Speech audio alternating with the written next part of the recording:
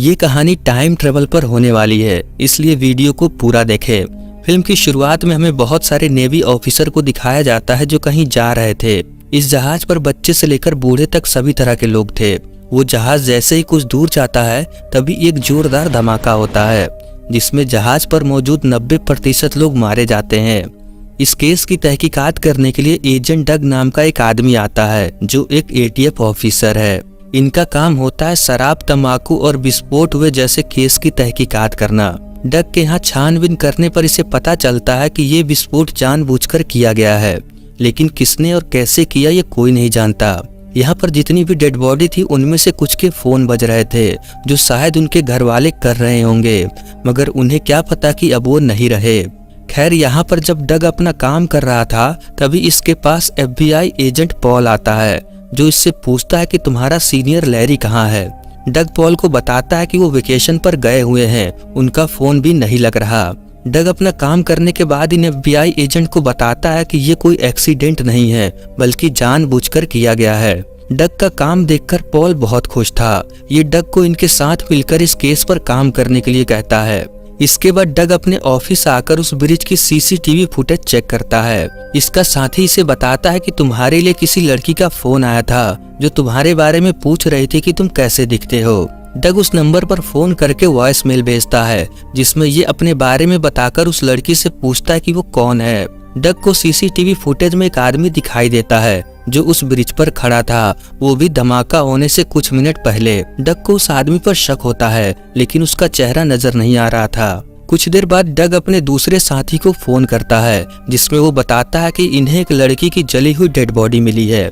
हैरानी की बात यह है कि वो लड़की ब्लास्ट होने से पहले ही जलकर मर गई थी, लेकिन ये कैसे हो सकता था। डग तुरंत उस लड़की के पास पहुंचता है। इस लड़की का नाम क्लेयर है। यहाँ पर डग को पता चलता है कि किसी ने जानबूझकर इस लड़की को जलाकर उस ब्लास्ट होने वाली जगह पर फेंक दिया, जैसे उसे पहले से ही पता हो कि यहाँ पर ब्लास्ट होने वाला है। इसके बाद ये क्लियर के डैड से मिलने पहुंचता है। पूछताछ पर वो बताते हैं कि क्लियर का एक बॉयफ्रेंड था लेकिन वो दोनों किसी कारण अलग हो गए। और एक बात, क्लियर अपनी गाड़ी बेचना चाहती थी और अभी उसकी गाड़ी घर पर नहीं है। डग के लिए इतनी जानकारी काफी थी। ये इनसे क्लियर की घर की चाबी लेकर उसके घर पहुंचता है। यहाँ पर डग देखता है कि घर में खून के निशान थे और ऐसा लगता है कि किसी को चोट भी लगी थी जिसका इलाज भी किया गया था। फ्रिज पर यू कैन सेव हर लिखा था जिसका मतलब होता है तुम उसे बचा सकते हो। फिर डग क्लियर के फोन का वॉइस मेल सुनने लगता है जिसमें क्लियर के डैड और उसकी सहेली का मैसेज था। डग आखिरी मैसेज सुनकर हैरान हो जाता है क्योंकि वो मैसेज इसी का था। इसका मतलब जिस लड़की ने इसको फोन करके इसके बारे में पूछा था वो यही लड़की थी। अब डग परेशान होने लगता है कि आखिर क्लियर ने मरने से पहले इसको क्यों फोन किया था। खैर, ये सब तो हमें आगे पता चलेगा। इसके बाद डग FBI के पास आकर जो भी इसने पता लगाया था सब कुछ उन्हें बता देता है। जब वो यहाँ से जा रहा था तभी ये अपने पार्टनर लैरी की गाड़ी देखता है। इसे लगता है कि लैरी यहीं पर है। पूछने पर वो इसे बताते हैं कि ये उन लोगों की गाड़ी है जो उस जहाज पर मौजूद थे, यानी कि इसका पार्टनर लैरी भी इस धमाके में मारा गया। ये जानकर डग को बहुत दुख होता है। कुछ देर बाद एजेंट पॉल डग को अपने सीक्रेट जगह पर लेकर आता है। ये डग को बताते हैं कि इनके पास एक ऐसा डिवाइस है जिससे ये कहीं भी देख सकते हैं। इनका कनेक्शन सीधे सैटेलाइट से होकर आता है। इस प्रोग्राम का नाम स्नो वाइट है। डग बहुत हैरान था कि ऐसा कुछ भी FBI के पास होता है और ये बात इसे अब पता चल रही है। ये पॉल से कहता है कि आप लोग ये पुरानी वीडियो देखना बंद करो और सीधा उस दिन की वीडियो चलाओ जब धमाका हुआ था, जिस पर वो बताते हैं कि बस यही इस प्रोग्राम का वीक पॉइंट है। हम आज से 4 दिन पहले का ही वीडियो देख सकते हैं, वो भी एक बार। ना हम इसे पीछे कर सकते हैं और ना ही आगे, इसलिए हमें सिर्फ एक ही चांस मिलेगा उस बॉम्बर को पकड़ने का। इसलिए वो इन्हें बताया कि कहाँ देखना चाहिए। डग इन लोगों को क्लियर के घर को देखने को कहता है क्योंकि इसे पूरा यकीन था कि जिस आदमी ने क्लियर को जलाकर मारा है हो ना हो वही बॉम्बर है। इसके बाद ये लोग क्लियर की वीडियो देखने लगते हैं। इस टेक्नोलॉजी से घर के अंदर और दीवारों के आर पार भी देखा जा सकता था। ये लोग क्लियर की वीडियो देख ही रहे होते हैं कि तभी डग को इसके साथी ऑफिसर का फोन आता है जो इस वक्त क्लियर की घर की छानबीन कर रहा था। डग उस ऑफिसर से कहता है कि वो बाथरूम में जाकर देखे कि क्या वहाँ पर कोई लड़की ब्रश कर रही है कि नहीं। दरअसल डग को इस टेक्नोलॉजी पर यकीन नहीं हो रहा था, इसलिए ये अपनी तसल्ली के लिए ऐसा करवाता है। मगर वो ऑफिसर इसे बताता है कि इस वक्त घर में सिर्फ हमारे ऑफिसर ही हैं, बाकी कोई नहीं है। वो ऑफिसर डग से पूछता है कि क्या तुम छानबीन करना भूल गए हो, क्योंकि इस घर में तुम्हारे बहुत सारे फिंगरप्रिंट मिले हैं। ये सुनकर डग कंफ्यूज होने लगता है, क्योंकि इसने उस घर में किसी भी चीज को हाथ नहीं लगाया था। यहाँ तक फोन का वॉइसमेल सुनने के लिए भी इसने किसी चीज से फोन का बटन दबाया था। खैर कुछ देर बाद ये लोग देखते हैं कि क्लेयर किसी से गाड़ी बेचने के लिए बात कर रही है, और ये वही बॉम्बर है जो क्लेयर की गाड़ी चुराना चाहता है, ताकि ये उस गाड़ी में बॉम्ब रखकर उस शिप पर ले जाए, ताकि बाद में जब छानबीन हो तो वो बॉम्बर पकड़ा न जाए। अगले दिन जब ये लोग क्लेयर पर नजर रख रहे थे, तभी डग एक लेजर लाइट को स्क्रीन की तरफ करता है, और उस लाइट को क्लेयर भी नोटिस करती है, लेकिन तभी इनका सिस्टम बंद हो जाता है।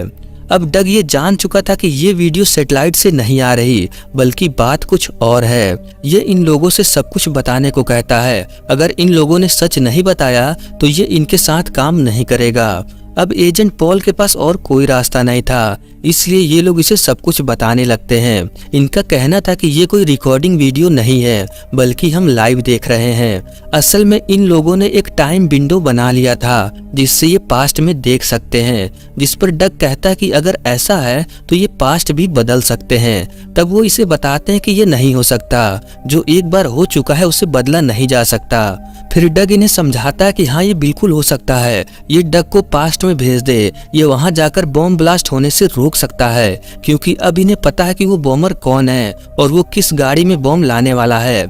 ये सुनकर वो लोग डग को बताते हैं कि इन्होंने टाइम विंडो का इस्तेमाल करके किसी को पास्ट में भेजा था, लेकिन जब वो वहां पहुंचा तो उसकी हार्ट बीट बंद हो चुकी थी और वो मारा गया। इसलिए किसी इंसान का समय में पीछे जाना इम्पॉसिबल है।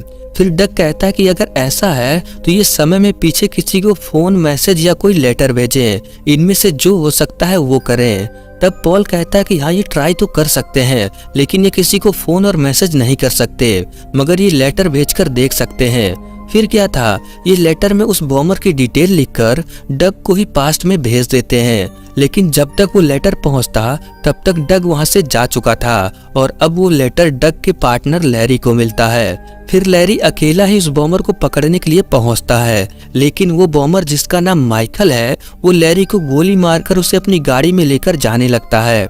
इस तरफ ये लोग उसे फॉलो कर रहे थे, लेकिन अब माइकल इनकी रेंज से दूर जा रहा था, इसलिए इनका सिग्नल भी वीक हो रहा था। मगर डग ऐसा होने नहीं देता। ये इनका स्पेशल डिवाइस पहनकर माइकल का पीछा करने लगता है, जिससे अब ये रेंज में थे। कुछ देर बाद डग माइकल का पीछा करते हुए उसके अड्डे पर पहुंचता है। फिर ये लोग देख पाते हैं कि किस तरह से माइकल ने एजेंट लैरी को जलाकर मार दिया। खैर अब जो होना था वो हो चुका, लेकिन अब इन्हें माइकल कहाँ रहता है वो पता है, इसलिए ये लोग किसी तरह माइकल को अरेस्ट कर लेते हैं। डग माइकल से पूछता है कि इसने ऐसा क्यों किया। तब माइकल इसे बताता है कि इसे बदला लेना था यूएस गवर्नमेंट से, क्योंकि उन्होंने इसे काम नहीं दिया। दरअसल माइकल ने यूएस के हर डिपार्टमेंट में काम करने की कोशिश किया, जैसे आर्मी, नेवी और भी कई जगह, लेकिन हर जगह से इसको निकाल दिया गया, क्योंकि उन लोगों का कहना था कि इसका दिमागी संतुलन ठीक नहीं है। इसलिए उसने इतने सारे ऑफिसर को मारा और ये आगे भी ऐसा ही करेगा। ये सब सुनकर डग समझ जाता है कि इसकी दिमागी हालत सच में खराब है, और अगर ये बाहर रहा तो सबके लिए खतरा बन सकता है।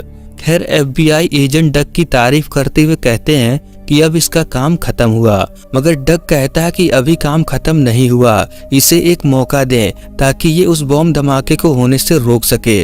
मगर ये करना इम्पॉसिबल था, इसलिए वो लोग इसे मना कर देते हैं। लेकिन डग हार नहीं मानता और ये उस जगह के एक ऑफिसर को फोन करके उससे मदद मांगता है, जिसका नाम एलेक्स है। एलेक्स उसकी बात मानकर जब सभी लोग चले जाते हैं तब उसे बुलाता है। एलेक्स डग को टाइम मशीन के पास लाकर इसको वार्निंग देता है कि ये करने में इसकी जान जा सकती है। तब डग इसे बताता है कि ये इसको हॉस्पिटल में भेजे ताकि वो लोग इसे बचा सके। एलेक्स बिल्कुल वैसा ही करता है। इसके बाद डग टाइम मशीन में जाकर टाइम ट्रेवल करके समय में आज से 4 दिन पहले एक हॉस्पिटल में पहुंचता है, जहां हॉस्पिटल में डॉक्टर किसी तरह इसको बचा लेते हैं। डग होश में आने के बाद सबसे पहले माइकल के अड्डे पर पहुंचता है, और आज वही दिन है जब माइकल ब्लास्ट करने वाला है। यहाँ पर माइकल ने क्लेयर को बंदी बनाकर रखा था। डग यहाँ पहुंचकर माइकल पर हमला करके क्लेयर को बचा लेता है। लेकिन माइकल यहाँ से भागने में कामयाब हो जाता है। डग क्लेयर को समझाता है कि वो आदमी चला गया जिसने तुमको पकड़ा था, लेकिन क्लेयर को लग रहा था कि ये वही आदमी है जिसने इसका किडनैप किया, क्योंकि क्लेयर ने माइकल का चेहरा नहीं देखा था। यहाँ पर डग को गोली लगी थी और क्लेयर भी घायल थी, इसलिए डग क्लेयर को इसी के घर लेकर आता है और फ्रिज पर लिखता है कि यू कैन सेव हर। फिर अपने जख्मों की पट्टी करने लगता है। तभी क्लेयर इसको गन पॉइंट पर लेकर कहती है कि ये पुलिस बुला रही है, क्योंकि इसे लगता है कि इसी ने इसका किडनैप किया था।